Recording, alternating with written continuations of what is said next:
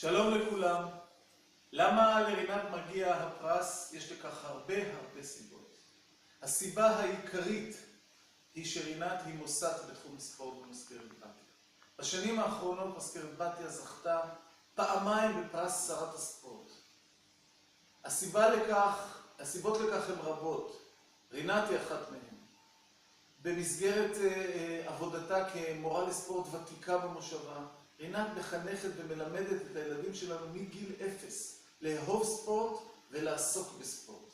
היא מציידת אותם בדבר החשוב ביותר לחיים, לבריאות שלהם, וזה המודעות והאהבה לספורט.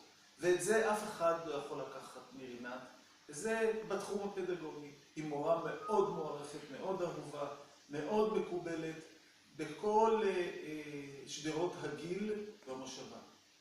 יחד עם זאת, יש לרינת חלק משמעותי וגדול בפיתוח תשתיות הספורט במושבה.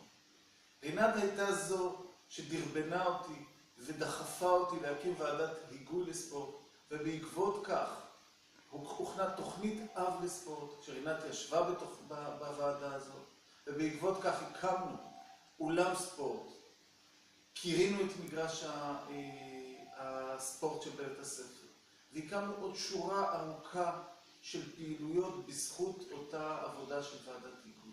לרינת חלק גדול ומשמעותי בכל פעילות הספורט במושבה. קצרה היריעה מלפרט וזה לא הזמן, אבל אני אומר לכם, אם יש מישהו שמגיע לו הפרס, זה רינת ברקוביץ', כי היא מספר אחת. יאללה, תעשי.